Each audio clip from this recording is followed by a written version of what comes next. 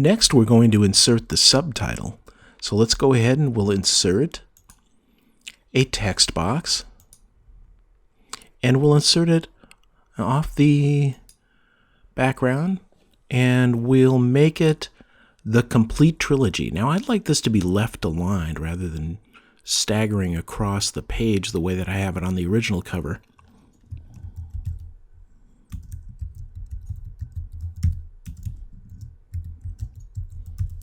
Like that. Now, of course, it's much too small and so on. So we'll go ahead and we'll select the text, and we'll go up and start formatting it. First thing we want to do is we want it to be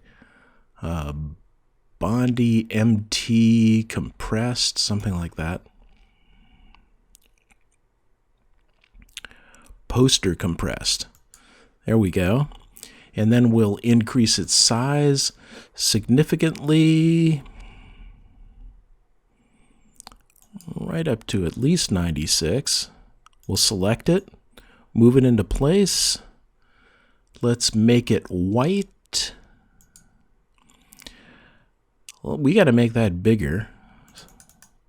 So we'll select the whole thing, and we'll go here and select the size, and we'll make it more like 120.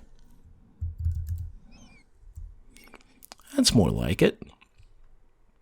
And as I said, we're going to keep it all left justified rather than staggering it. Let's put it about in the middle. There we go. That looks pretty close. Now let's put in the book title, which is Book of Dreams. I will insert a text box down here. Well, actually, let's do this a different way. Let's select, since it's the same font, go ahead and we'll discontinue that text box insertion just by clicking on Insert Text Box again. It unselects that command. We'll select this stuff, and we'll do our Control V or Control C, Control V to cut and paste it. There we go. Now I can just grab it. I can pull it down here. I'm going to make it longer because Book of Dreams has to be in here. And I've got returns that we're going to get rid of. Well, actually, I'm going to replace all of this text anyway. It's going to be Book of Dreams.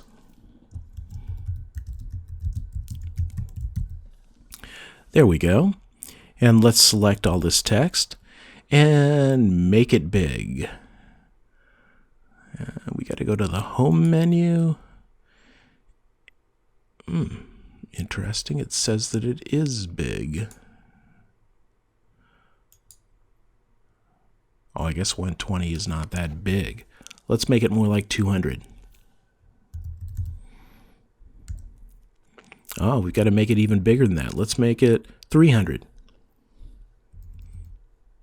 Whoop. I just deleted all the text. Okay, can we undo that? No, we can't undo that.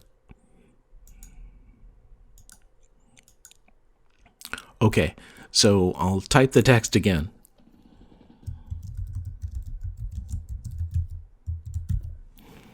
Okay, but that's too small. So we'll select this text and we'll make it more like 250. Okay, it's not wide enough. So let's stretch the text box. And it's still not big enough. Let's make that more like 300.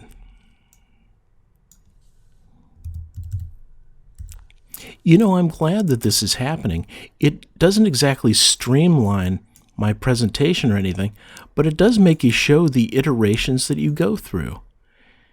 And this is how you create a book cover.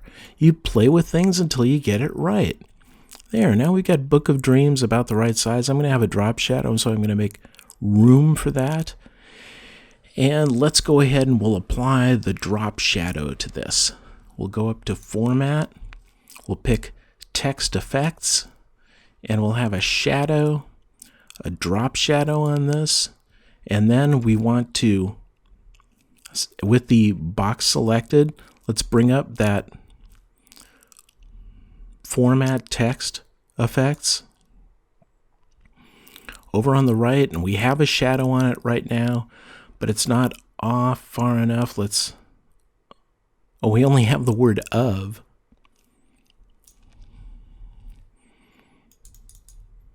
Okay, we'll select the whole thing. We'll apply a preset so that we've got the drop shadow on the whole thing. And now I can change the distance of the drop shadow, and I can blur it just a touch more. There we go, like that. Now when we deselect that, you'll be able to see the drop shadow and so on Book of Dreams. And I think that we have been fairly successful at replicating the original cover. Here's the original cover. It's a little darker, so I might darken up some of the drop shadows and so on. And here's the new copy. I think that I've proved that I can do in PowerPoint what I could do before in GIMP. I can create a professional looking book cover. This is one that I am currently using to publish the Book of Dreams trilogy. So that's creating a book cover, the second example, and inserting graphics. I'll see you in the next and final lecture.